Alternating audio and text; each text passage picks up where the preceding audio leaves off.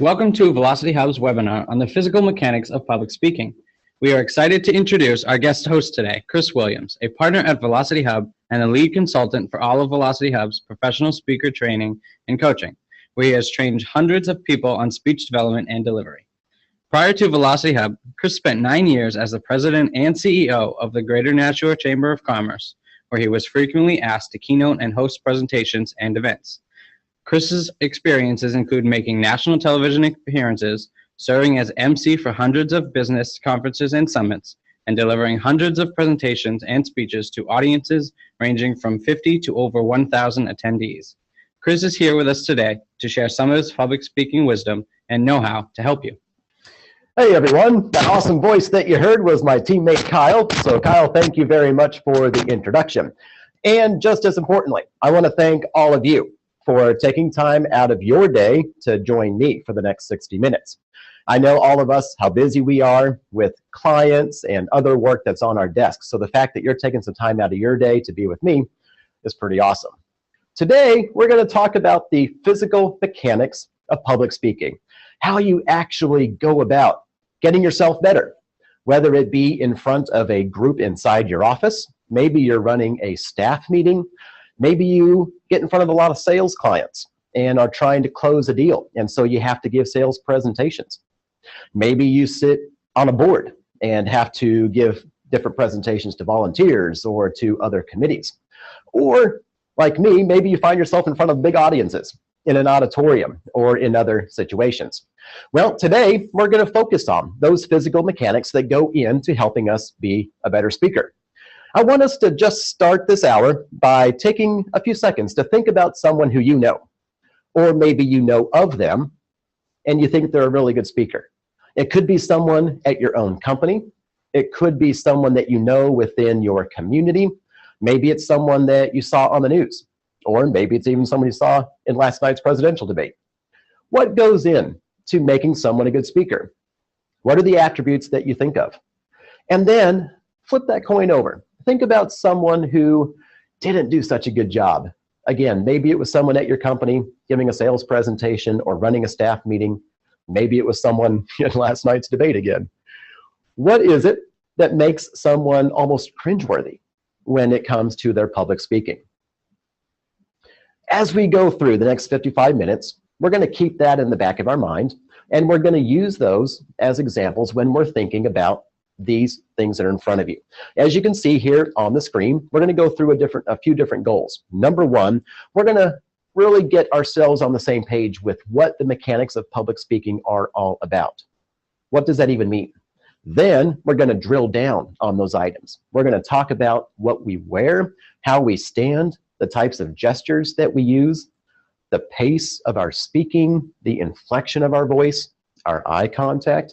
All of those things are going to go into the mechanics of speaking. Then by the end of today, by the end of that hour, we should be able to help ourselves by using these exercises speak more effectively and be more comfortable in front of the crowd. Now, you've probably already noticed you've got a couple different things happening on your screen right now.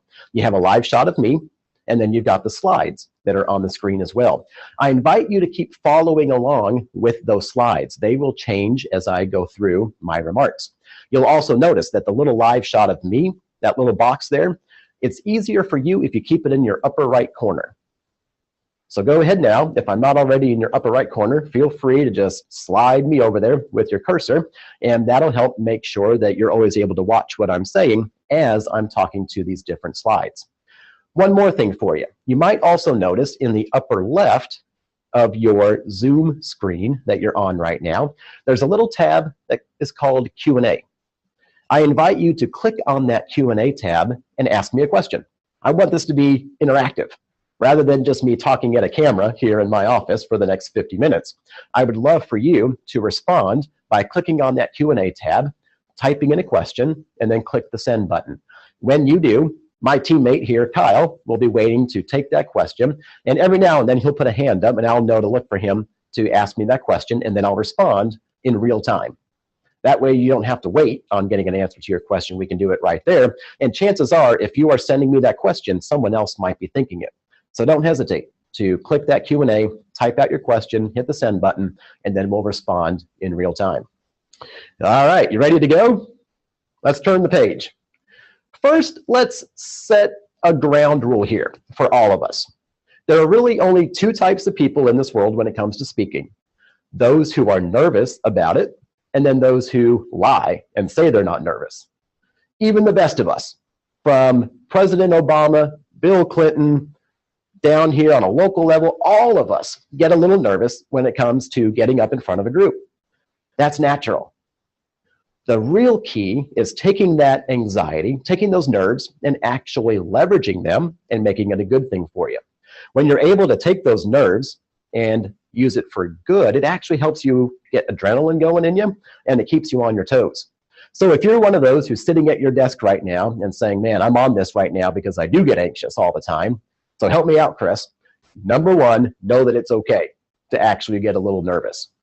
Now, with that, we're going to get into what actually defines an effective speaker. You might have a piece of scratch paper there sitting next to you, or a notepad at your workstation or your desk.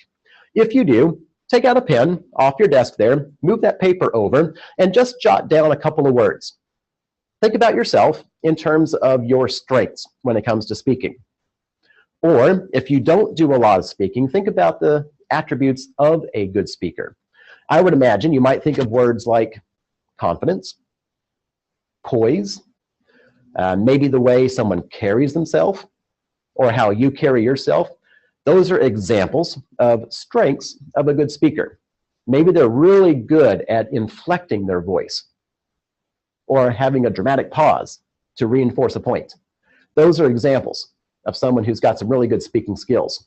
Now, flip the coin over. Think about yourself. What are your challenges? And jot those words down as well. Maybe you get real bad cotton mouth and you need to drink a lot of water. Or maybe you start talking too fast. Maybe you're one of those who moves around a lot and doesn't know how to just sort of stay in one spot. Those are examples of what might be a challenge or a weakness when it comes to good public speaking. So if you haven't already, just jot a few of those down. It's just for you. I'm not going to ask you to send those in to me, but it'll help you get in the frame of mind as we go through the next 50 minutes here. Now, I also want you to think about your style. Some of us are really good in an informal setting. So maybe you're one of those who does a lot of staff meetings and you know your fellow staff really well, and so you're very comfortable in a casual, informal setting when you have to get up and talk about something, when it's sort of in the moment or on the spot. Maybe you're one of those who does better in a formal setting when you're standing behind a podium and you have a formal script in front of you. Some of you maybe like to actually write everything out word for word, and that's what really helps you in terms of your style. Think about what you want your style to be. So I've asked you to jot down a few things on a piece of scratch paper about what your current style is. Now, jot down what you'd like your style to be. Maybe you're already good at the casual and the informal style, and now you want to get better at the formal setting, or vice versa. That's going to help you think of questions that you might want to ask as we go through the next few slides. Now, I asked you to think about attributes that are coming to your mind when you think of a good speaker. Here's what comes to my mind when I think of someone who's a good speaker. And I've seen a lot of good ones out there. The ones that are really good and the ones that stick with me after their presentation are the ones who really are attentive to their audience. What I mean by that is that a lot of us, when we are told we're going to have to give a presentation or we're asked to deliver a speech, all we think about is us. We think about, what do I want to say? How do I want to say this? What do I want my message to be? In reality, we should be thinking about, what does our audience want to hear? What does our audience need to hear from us? What do they need to see us hear and say? Tonight, I'll be delivering a keynote up in Manchester to a group of people who are all different in sales positions, that are business developers, and they've asked me to come in and give a keynote tonight. And they asked me to choose any topic that I wanted. Now imagine if I went into a crowd of 40 salespeople and business developers and talked about organizational skills. Some of them might connect with that, but I bet a lot of them wouldn't. Now imagine if I went into that same crowd tonight and talked about how to improve your sales presentations. Now I've got the attention of everyone in that room because I know who they are and what they do for work. I've taken the time to think about them as an audience, and I am crafting my remarks to fit them. So think about yourself. How many times do you go into a meeting or a presentation, and rather than taking the time to think about what does the audience need to hear from you, instead you only think about what do I want to say? That's all about being attentive to your audience. A good speaker is also very concise and clear on their message. How many of us have seen someone get up and ramble for 30 minutes when what they really needed to say could have been done in 3 minutes? That's an example of being concise and being clear. They may be the best expert in the world on a particular topic, but if they get up there and ramble for 30 minutes when they could have done it in 3, they've lost you. A good speaker is also in control of their environment, and they exude confidence and poise. How does a good speaker do that? By the last bullet point. They actually know how to leverage the physical mechanics, what I call the body mechanics. They know how to stand, they know when to move, they know when to make a pause and when to continue talking, they know how fast or how slow to talk, and they know about their eye contact. How does this all hit you right now? I see we've got one question in. So Kyle, what's the question? How much movement is appropriate? Aha, that is a great question. So the question that was just asked is, how much movement is actually appropriate when you're speaking in front of a group? I'm going to get to that in just a few slides. So I'm going to park that question for now because it's a good one, and we're going to come back to that question and talk a little bit about how much movement you really want to be doing. Thanks for that question, and keep them coming in. Let's now focus on the actual physical mechanics. So we've talked about what makes an effective speaker. And as a reminder, an effective speaker knows their audience. They're clear in their message. They know how to use their body mechanics. So now let's actually focus on what those body mechanics are. We're going to divide this into 4 different groups. We're going to talk about your attire, what you wear. We're going to talk about the eyes, or the use of eye contact. We're going to talk about the body. There's where we're going to get into the movement question. And then we're going to talk about the voice itself.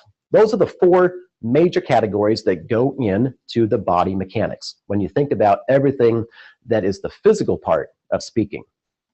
Let's start now with the attire. Now you might be thinking, wow, I've never really thought of attire as something that we needed to pay attention to. Well, we do, because before you've even opened your mouth in front of a group, they've seen you walk into the room, they've seen you walk up onto the stage, and they're already measuring you up by what you have on. It doesn't matter if it's an internal staff meeting or if you're walking into a prospective client's office. When you show up, the first thing they see is the visual. What are you wearing? How are you carrying yourself? So let's talk about attire for just a little bit. And by the way, this is one of those areas that there is no hard and fast rule. What I'm going to talk about are general guidelines when it comes to attire. The reason I want to stress this, general guidelines, is because each of us has different circumstances. Some of us work in a very casual work environment. Others of us might work in a very formal environment.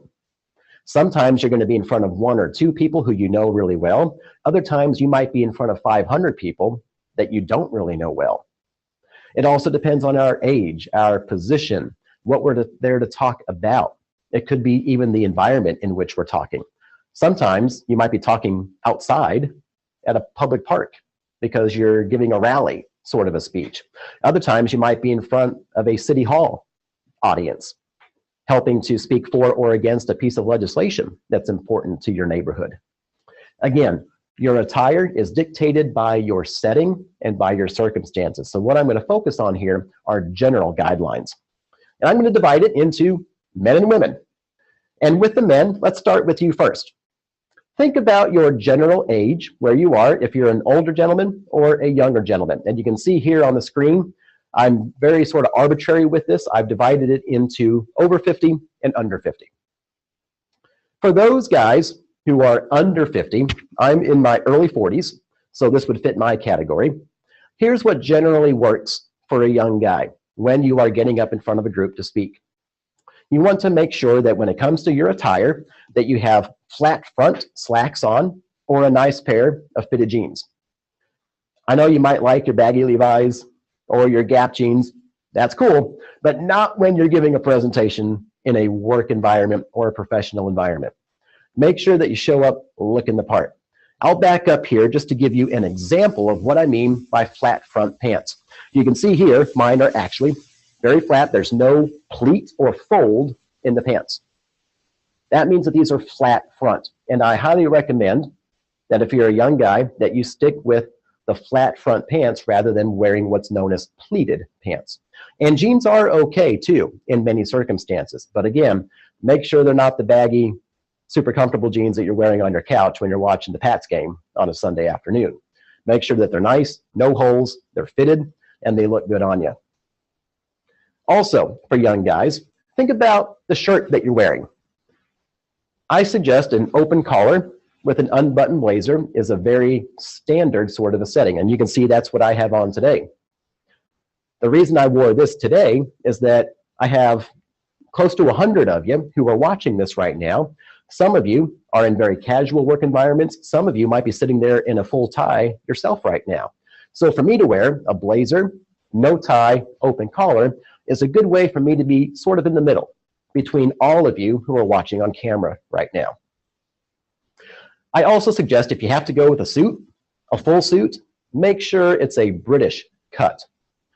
What I mean by that is that a British cut suit is always going to have flat front pants, so you never have to worry about the pants, and the jacket itself tends to be a little more fitted rather than loose on you, and the bottom of the jacket is shorter versus longer.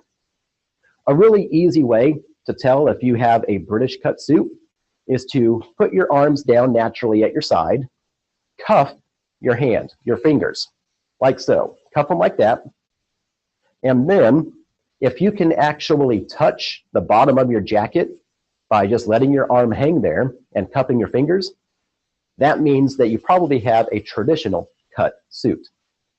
If your jacket is shorter than where your fingers are cupped and you can't touch that jacket with your fingers, that means you've got a shorter cut or what's known as a British cut. If you're a guy under 40, I recommend that shorter cut or the British cut. Again, it gives you flat front pants and a shorter, more fitted jacket, which is sort of what's been in style for a couple of years now and will continue to be in style. So if you don't already have a fitted or a British cut suit, you can easily find them pretty much in any men's store. You can go to Men's Warehouse, Joseph A. Banks, or you can go up, up the line to Macy's or Bloomingdale's and find British cut suits at any of those shops. Here's a big one for you, and this is sort of a pet peeve of mine. Notice you don't see an undershirt here on me. I'm wearing one, but it's a V-neck rather than the crew neck. If you're going to go with an open collared shirt, I recommend getting a V-neck undershirt rather than the crew neck. That allows you to still have the undershirt, but it doesn't actually show, and it keeps your attire looking very crisp, very professional. And then finally, guys, no ankle socks. That's the worst. When you sit down or you're standing in front of a group and when you sit down, the pants go up and you see the ankle sock on. Come on, guys. Again, you're not at a football game on a Sunday afternoon, so get a real pair of socks, the mid-calf, or the high-calf socks that'll actually look good when you're in front of a group, sitting down, standing up, etc.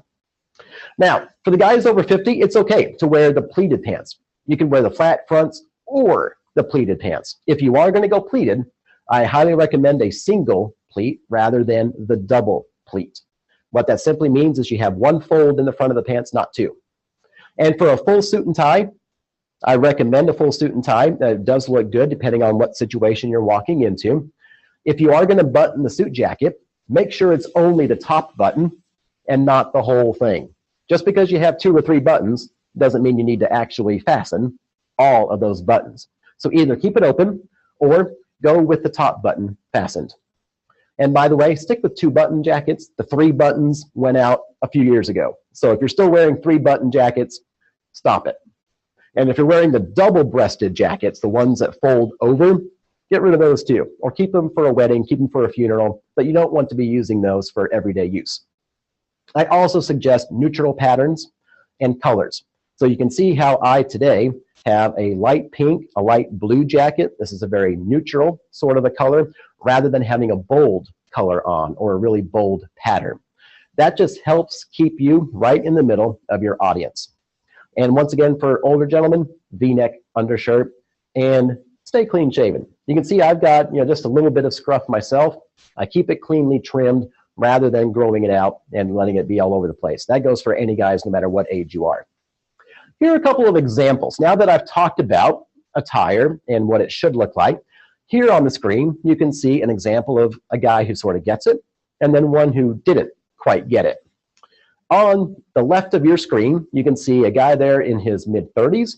He's got a solid white shirt on. It's open collared. There's no undershirt showing. And I know the screen might be a little dark for you, but the jacket's a nice fit. So he's got a slim fit, British cut jacket on. He's got nice fitted jeans on that don't appear in that photo. And then he's got the V-neck undershirt. The guy on the right of your screen, you can see there, he's got the crew neck undershirt showing through his shirt. He's also got a very loose fit jacket on that looks a little frumpy on him. And the jeans are also sort of baggy. So there's a great example of a guy who actually was giving a really good speech, but his attire sort of betrayed him and didn't give him quite the impact that he could have had from a visual perspective. Here's another example. Again, you can see two guys here. I actually know who both of these guys are. They're incredibly sharp, very, very smart guys and very successful.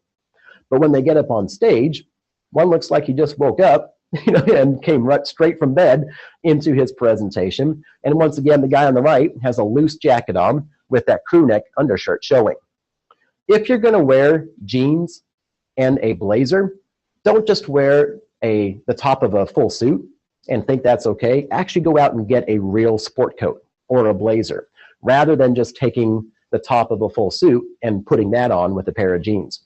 The reason I suggest that is that it's a different fabric, it's a different cut, and it's going to feel a lot different, look a lot different with a pair of jeans than just taking one of your full suits and wearing the jacket from it with a pair of jeans.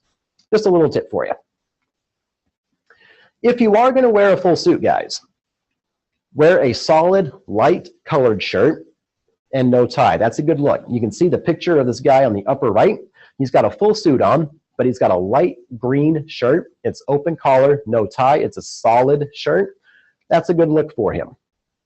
If you are going to wear a full suit with a shirt and no tie, you can also go with a patterned shirt. But make sure if you're going to wear a patterned shirt that you wear a solid colored suit. Do not wear a patterned suit with a patterned shirt.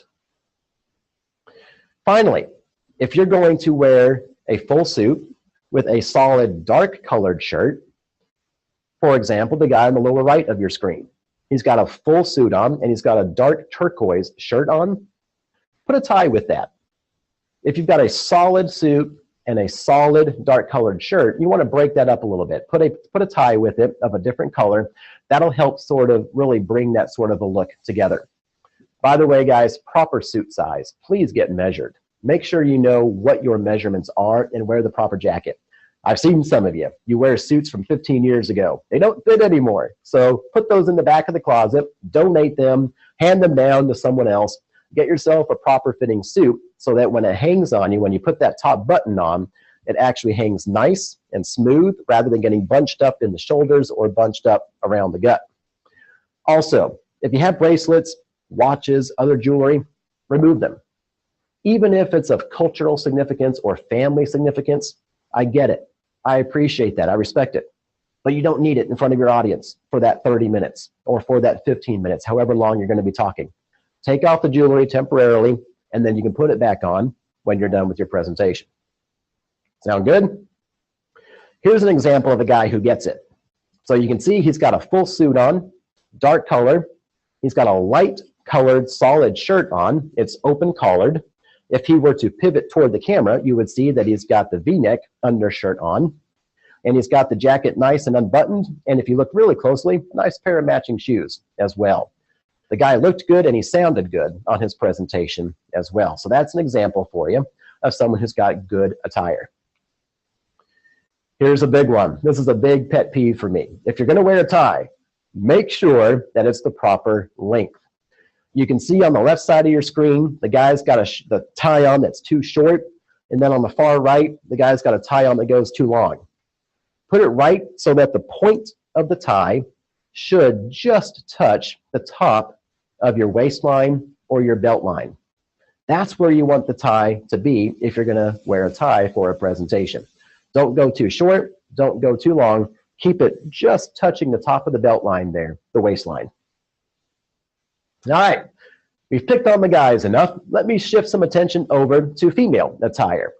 And with women, what I've simply done is divided it into what to wear and what you might really want to think about not wearing. When it comes to giving a presentation, again, in front of staff, in front of a board of directors or a group of volunteers, or just the general public, you want to make sure that you're looking the part. So for women, generally speaking, again, there's no hard and fast rule on this, know your circumstances, but generally speaking, pencil skirts, full business suits work really well, either a skirt or a full pant business suit. Silk blouses, and then use a 3/4 sleeve or a full sleeve blouse. When it comes to your shoes, be really careful about the shoes.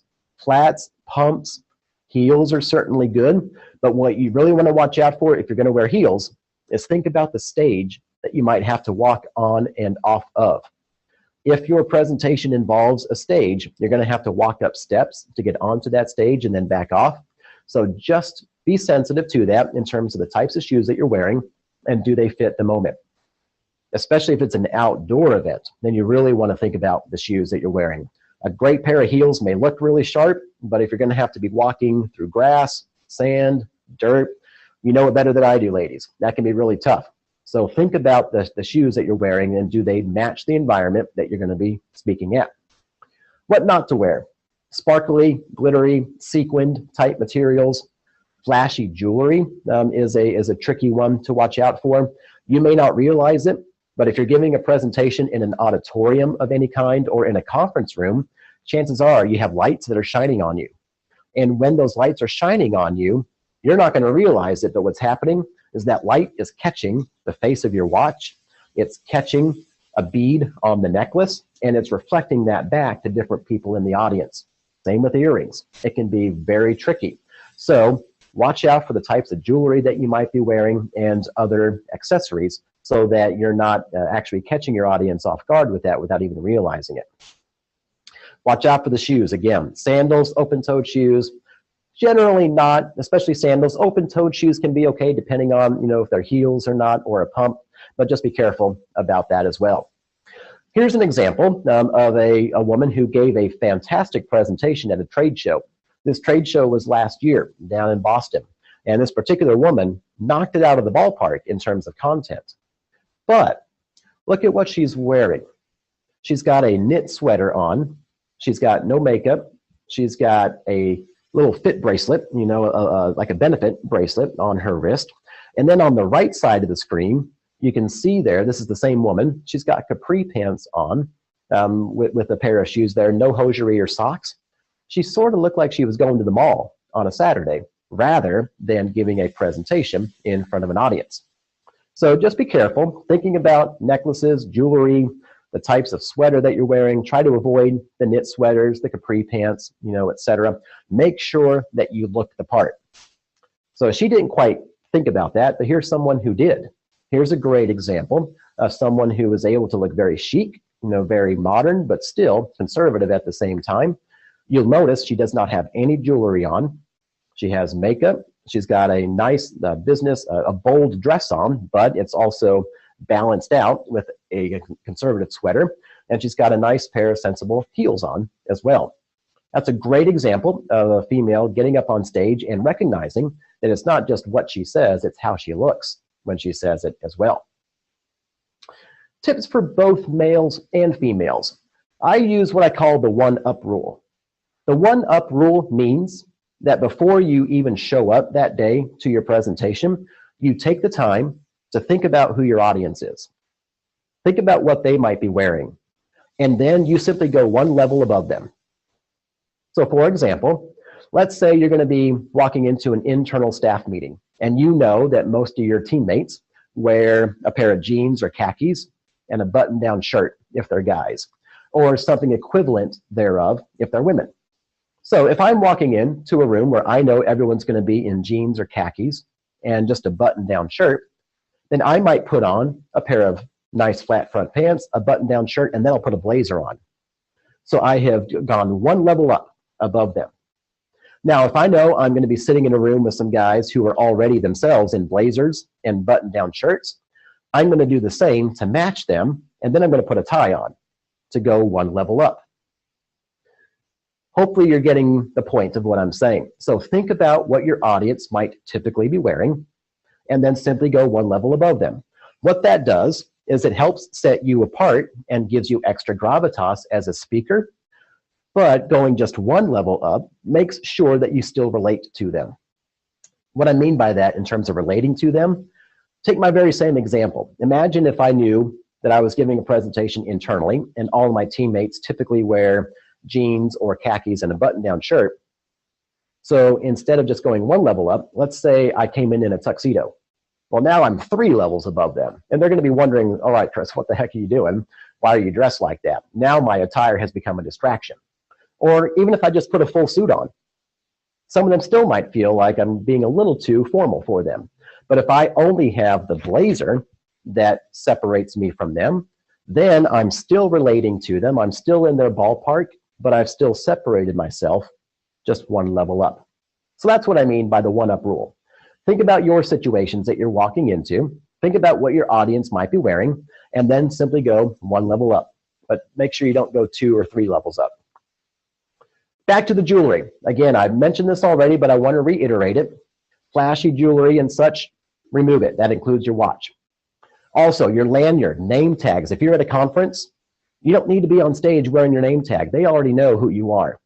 Buff your shoes, and then think about rich colors and such. And then here's an important one, floss and scope. Keep it with you. If you're at a luncheon, a breakfast, duck into the restroom, keep that floss on you because you never know when it might come in handy. Example of a lanyard. You see, here's a guy on stage giving a great presentation. No need for him to wear that lanyard. Take it off. All right, let's move over to the body. Now we're going to get into how to stand, where to stand, the use of your gestures. Here's things that you need to be thinking about when it comes to your gestures. If you don't know how to control your body language, then you run into these challenges. The audience might think you're trying to avoid them. You might look awkward, or you might look shy or timid in front of them. These are things that we want to avoid. Think about your gestures. You see the picture of a guy here. He's on stage and he's got his hands out there. I encourage you to use your hands more than you might naturally do. The hands can help tell a story. For any of you who watch a TED Talk from time to time, count the number of gestures that they use in their presentations. The best presenters are always keeping their hands up above their waist. They are keeping them out there, and they're using the hands to reinforce what it is they're saying. Here are some wrong gestures and some right gestures. On the left side of your screen, when I talk about handcuffs, how many times do you see those people who simply keep their hands behind their back the entire time, as if they're about to be put into a squad car? Keep those hands out from behind you. They're not doing you any good back there. So keep them out in front of you. Also, the spider hands. How many times do you see people going like this, or interlocking their fingers and playing with them? Keep those hands apart from each other. The fig leaf, one of my favorites, the ones where people just have their hands folded in front of them the entire time. Keep those hands out. Again, you don't need them just folded in front of you all the time. And then counting change, the ones who keep their hands in their pockets, and you feel like they're probably counting the quarters that they have in their pocket. Get those hands out. Keep them away from you. Keep them spread out. Move the hands properly to match what it is that you're actually saying. Let the hands engage the audience back and forth with each other. And if you're not one that uses hand gestures naturally, if you find that they don't come comfortably to you, practice a few small ones. For example, use 1, 2, and 3. If you're rattling off bullet points, or if you have 2 or 3 different things that you want to say, use hand gestures to reinforce you're on the first point. Now you're moving to the second point. If you need to engage with your audience, try to avoid the finger pointing. Instead of saying, I was talking to so-and-so over there, open that hand up and say, I was talking to so-and-so. When you're referring to yourself, don't point, and instead use the open hand again to point back to you with both hands. You can also do it with one, but again, you don't want to be pointing because it looks like you might be reinforcing your own ego, or you're accusing someone else if you're pointing at them in your audience.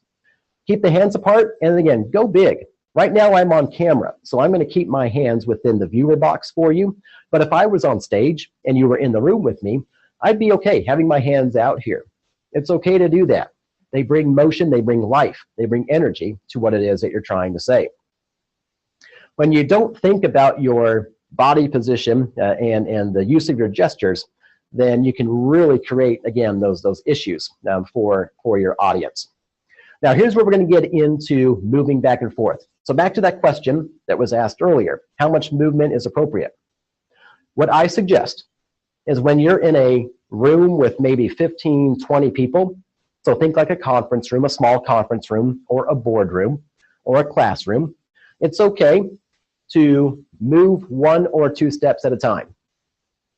When you move, you should be doing it only because you're moving to a new point or you're trying to reinforce a point. So for example, if I wanted to say, now let's move to the next point, let's talk about the eyes. I move 1 step and I say, let's now move to the next point at the same time. Because I'm in a small setting right now, I'm in a boardroom here that holds about 10 people, I don't need to take 8 or 10 steps. All I need to do is take that 1 step. If you want to reinforce a point, if it's something that you really want to make a serious impact on your audience, step forward as you say it. Say, I really want to focus on this, and as you do, make that step forward. Now, if you're in a situation where maybe the conversation with your audience is tense, or maybe there's some conflict happening, you can help ease that tension by taking 1 step back. So let me take 1 step forward again, and let's say you have a volunteer in the room who's upset about something, or you have a current client who is getting anxious about something. You can simply say, that's a good point, and I can see that you're a little anxious about that, or you're concerned about this. By taking that 1 step back, you're sort of helping to reinforce the understanding that you get that. If you're in a larger room setting, let's say you're on a stage with 100 people in the room, or maybe even 50 people, then take 2 or 3 steps. That's appropriate for a room of 50 to 100. If you're in a room of 100 or more, just use your proportional judgment. The bigger the room, the bigger the setting, the bigger your audience, the more steps you can take. But once you've taken those steps, plant yourself. Stop. Don't keep pacing back and forth. You start to become a pendulum, and no one wants to watch that. Imagine each of you, you've been watching me now for about 35 minutes. Imagine if the whole time I've been going back and forth like this. For maybe a few minutes, you might not even notice. After 10 minutes, it might be okay. But after 35 minutes of this, I guarantee you'd start to get a little annoyed by it. You'd start to notice it. So plant those feet. When you're ready to make your next point or move to the next point, take 1 step.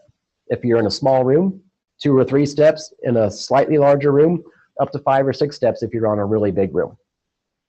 When you are standing, you might have a difficulty seeing this on screen right now. Keep your feet shoulder width apart. Plant them and keep your hands out there. And now you're able to talk with your feet athletically positioned. You're showing confidence rather than doing something like this. How many of us lean back on that right leg, or we lean back on that left leg? Keep them shoulder width apart next to each other. That shows confidence rather than leaning back on that one leg. Here's another one that I see a lot of us do. We like to cross our legs, right? How many times have you seen someone stand like this? You know, then they switch back and forth. That's not showing confidence. Instead, it's showing that you're a little anxious about being up there. Maybe you didn't take the restroom break before you started talking. So think about the position of your feet and your legs when you're talking. Stay planted, and then when you're ready to make a point, take 1 step or 2 or 3 if you're in a bigger room, and then plant those feet again. Your facial expressions. Smile. So many of us take ourselves too seriously when we're giving a presentation, whether it's an informal one or a formal one. So make sure you actually have a smile on your face. And if you're one of those who finds that difficult to do, contact me offline. I've got a great exercise that a former coach of mine taught me to help make sure I'm always smiling and having a friendly look on my face. When you do these things, when you stand right, when you move right, when you use your hands and your facial expression, you'll come across as prepared. You'll show the confidence that you want your audience to see. They will see you as being credible, and most importantly, you're going to be in control. Let's talk about the eyes. The eyes are a critical element of body language. You'll see here on your screen two different presidents, Richard Nixon on the left, Ronald Reagan on the right. Some of you might know the story of Richard Nixon back in 1960 when he ran against JFK for president. When they ran against each other, it was the first time that there had ever been a nationally televised presidential debate. So this is pretty timely, given last night's debate. Richard Nixon and JFK held the very first debate on television. Richard Nixon didn't take the time to think about the camera. He had never been in front of a TV camera before, so he didn't know what to do. JFK took the time to understand what it meant to be in front of the camera. Those who watched that debate back in 1960 felt that Richard Nixon looked nervous. He never looked into the camera. He didn't make eye contact with his viewers, whereas JFK did. People who listened to the debate on the radio who couldn't see Richard Nixon or JFK, they felt like Richard Nixon actually won that debate. So the ones who watched Richard Nixon had a totally different impression of him because he didn't know how to make eye contact. Ronald Reagan is a great example of someone who was a great orator and understood body communication. Here's an interesting and sort of a fun example of eye contact. You can look this up online. There was a review or a study done on eye contact even through something as simple as cereal boxes. Notice the slight difference between the Trix rabbit on your screen right now, on the left and the right. The one on the left is looking down, the one on the right is looking at you. A study was done to see how eye contact impacted the consumer. And wouldn't you know it, there was a substantial increase in people buying Trix cereal at a grocery store when the rabbit was looking at them rather than away. Google it. Interesting study. When it comes to visual engagement, if you're looking at someone in the eyes, you're able to increase your status. You can actually see if they're listening to you. Are they accepting what you're saying? Are they agreeing with what you're saying? Or if they're looking away from you, they're either distracted or maybe they disagree with something you're saying. You're only going to know that if you're actually making eye contact with them. So when it comes to your eye contact, here's a really easy trick to help you with your eye contact. As you say each sentence, whatever it is that you're saying or talking about, look at one person in your audience. If you have 5 or 6 people in your audience and it's a small group, focus on each of those 5 or 6 people as you say each sentence. Now, obviously that's not going to work if you're in a large room with 50, 80, or 100 people. So when it comes to them in that size of a group, look at different parts of the room as you say each sentence. So for example, you say a sentence and you're looking at the right part of the room. You finish the sentence, you start your next sentence, you look at the left side of the room. And you keep looking at that side of the room the entire time you're saying whatever it is that you're saying. Then you go to your next sentence, you might look right into the middle. That's an example of making sure your eye contact isn't just moving everywhere all the time and not focusing on anyone. Instead, you're actually focusing on someone. At the bottom of the screen, you see, let them see my eyes versus see their eyes. What I mean by that is that a lot of us think that if we simply look over people's heads at the back of the room when we're talking, then they'll think we're looking at them. There is something to be said for that. That's partially true. But here's what you're not doing. If you're only looking over their heads at the back of the room, then you're not actually making that personal connection with them, and you're not able to read whether or not they are listening to what you're saying and are they agreeing with what you're saying. So you could let them see your eyes by looking over their head and at the back of the room, or you can actually look into their eyes. That way you see their eyes. Here's what I was saying earlier. If you're in a larger room, practice. Look at the right side, for a sentence, look at the left side for a sentence, come back to the middle. Keep doing that. It's called pattern scanning. It gets you into a pattern so that you're always taking your entire audience into account rather than just focusing on one part of your audience. When you do this, your audience is going to connect with you. They're going to feel better about what you're saying, and you're going to have more credibility, and you're going to be able to connect much better with your audience. Let's focus on the voice, the vocals. How many of us use words like and so, like? It happens all the time. Even the best of us do this. And you can train yourself out of that.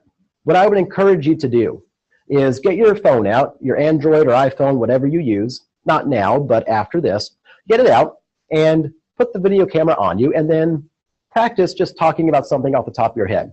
Talk about your best friend into your own camera. Talk about your favorite vacation. And then play back the video. Watch how many times you said an or used a space filler. There are exercises that you can do to get rid of that. Again, you can contact me offline outside of this webinar, and I can work with you or show you how to do that. I'm not going to focus on this. This is a video that I would normally play for you, but I want to get on to some of the other tips here for you, starting with the pitch of your voice. There are different things that go into your voice. There's the pitch, there's the pace, there's the enunciation. Let's think about the pitch. The pitch is the level at which your natural talking voice is. Right now, I'm talking at my natural pitch. Now, I'm talking at a lower pitch. If I want to make a very serious point, then I might talk at a lower pitch. If I want to show excitement and energy about something, I'm going to go to a higher pitch.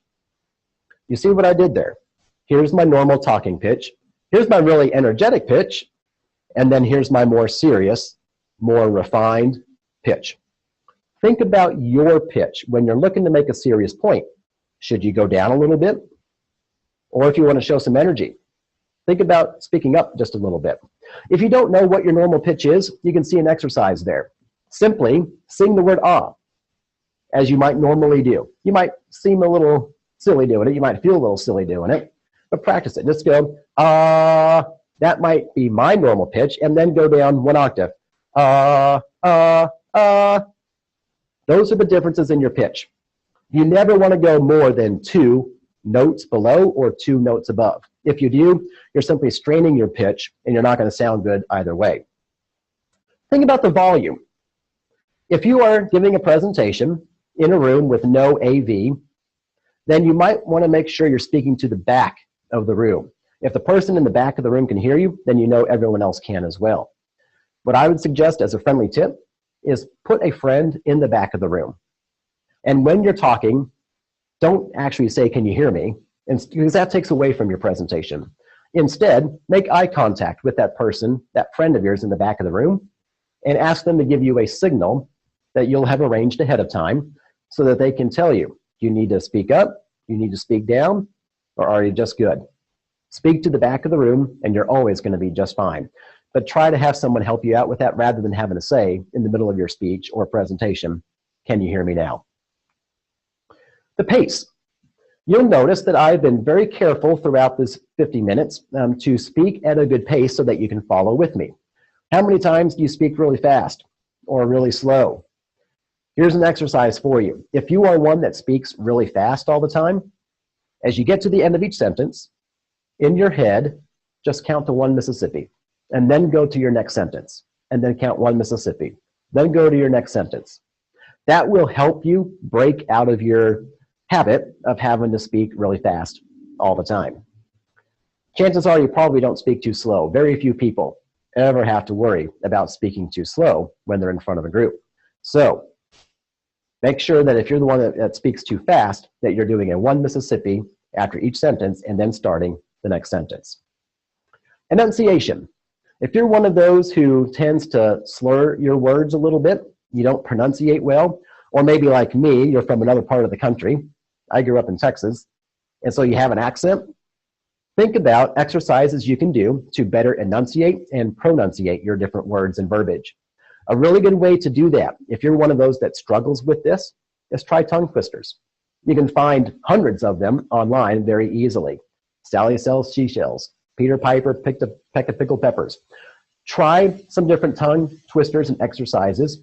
Do them in your own office or your own cubicle rather than looking silly in front of others. Do those a couple times a day or an hour before you're going to give a speech, a half hour before you're going to give a speech. Help loosen up those tongue muscles, keep that enunciation going well.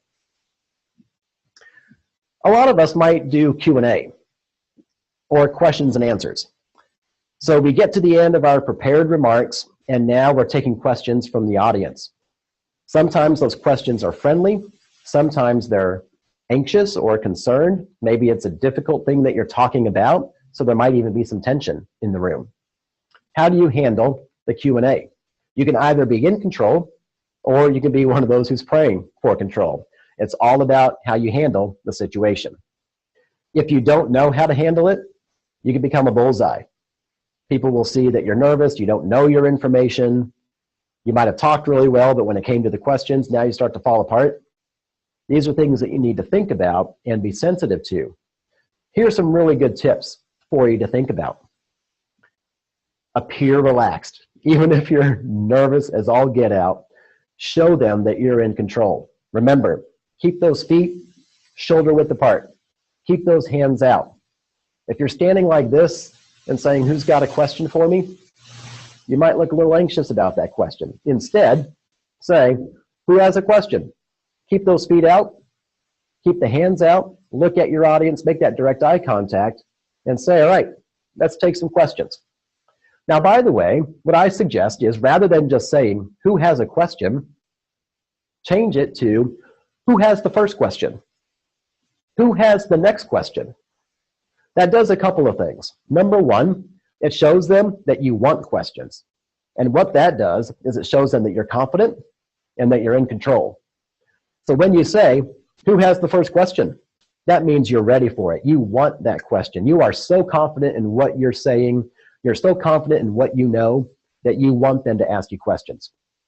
Number two, by doing that, it also actually gets your audience to engage with you versus just saying, "Who has a question?" How many times have we been in a room where someone says, "Who has a question?" and there's just crickets. No one wants to put a hand up. But when you say, "Who has the first question? Who has the next question?" you're prompting someone to say, "I've got a question. I'll put a hand up." Now, when someone asks you a question, be sure you repeat it back to your audience. And by the way, I would suggest maybe even paraphrasing that question as well. Here's why you want to repeat it. Not everyone may have heard the question. Even if that person's on a microphone, chances are others in your audience were distracted by something, or they were talking with each other, they were whispering, and maybe they didn't hear the question. So repeat the question back before you answer it. Number two, I would suggest paraphrasing the question as well, because what that does, especially if it's a tense question or a hostile question, it allows you to repackage that question. I'll share with you an example. Some of you might know that I ran for mayor of the city of Nashua last year. So I spent a lot of time taking questions from people when I was out on the campaign trail. Sometimes they were good questions and friendly questions. Other times they were very hostile questions, challenging me. So when I got a tough question or a hostile question, I would rephrase the question so that it fit more positive for me. I'll give you an example. One of the things that people challenged me on was, "Chris, you're running for mayor, but we all know that you simply want to run for Congress someday, and you're using this race as a stepping stone." Now, I could have just said, "No, I'm not," and I could have gotten defensive about it, but instead I paraphrased the question by saying, "Thank you for that question. Here's what this person is asking. They want to know if I'm committed to the future of Nashua, or am I more committed to myself?" And then I would say, "I'm committed to the city of Nashua, and here's how." So you see what I did there? I took what could have been a challenging question where they were accusing me of something, and I paraphrased it by saying, here's what they're really worried about. They're worried about me being committed to their city, to their future. And then I could respond in a very positive way by showing how I was committed to the city of Nashua and to the city's future. When you can, tell a story. If you have a question and you've got an answer ready to go and you can actually tell a story with it, by all means, do that. And use a little bit of light humor if you can as well. That's the best way to make a connection with your audience. So when you can, think about a story that you might be able to connect or relate to that answer, and then share that with your audience as well. When you can do that, that helps you disarm a hostile question or a challenging question. It helps defuse any tension that might be happening in the room, and it's going to help put you in a better spot. Now, every now and then, you might be in a tough situation where you've got a heckler in the audience, someone who just keeps asking questions over and over, and they're sort of picking at you. When that happens, it's okay to disarm that person by literally sort of putting a hand up between you and them and saying, thank you for that final question, answer that last question, and then by putting that hand up and saying thank you for that final question, you have told them that's it. You're not going to respond to them anymore, but you've done so in a polite way, in a diplomatic way, that's going to make you look good in front of everyone else who's in that audience. They're going to respect you for the way you've treated that heckler. Even if they all agree that that person was heckling you, it's all about how you treat that person, how you disarm that person, and move on in a positive way. We're about out of time here, so I'd love to hear from you. Kyle, do we have any questions to share? Should I be standing or sitting while presenting? So the question is, should I stand or sit when giving a presentation? That all depends on the situation. If you are in a small conference room with only two or three other people, then it's probably better for you to sit. If you're standing over 2 or 3 other people in a small conference room, it's going to feel a little awkward, even intimidating for them. If you're in a room with, say, 10 or more people, then use your judgment. It probably is okay to stand, depending on how formal your presentation might be at that point. So if you're in a small room with only a couple of people, it's probably better to sit. If you're in a larger room with more people, you might want to think about standing. That would be okay. Thanks for that question. That's a good one. I think we're probably close to out of time here. I don't want to go over. This is my first webinar to do, so I want to respect your time, hoping that you'll come back for the next one. So here's what we talked about. We talked about understanding the mechanics. We then talked about what those actually are, leveraging your attire, your body, your eyes, your voice. And then finally, we talked about how all of this will help you speak more effectively, more persuasively. If you liked all of that, then I hope you'll come back for our next webinar here as well. And by the way, we do other things besides just speaker training. Our company does consulting, strategic planning, coaching. We also do training for managers and up-and-coming managers. And then, of course, we do specific skills like what this is here today. Our next webinar is going to be with Brendan Keegan, our managing partner.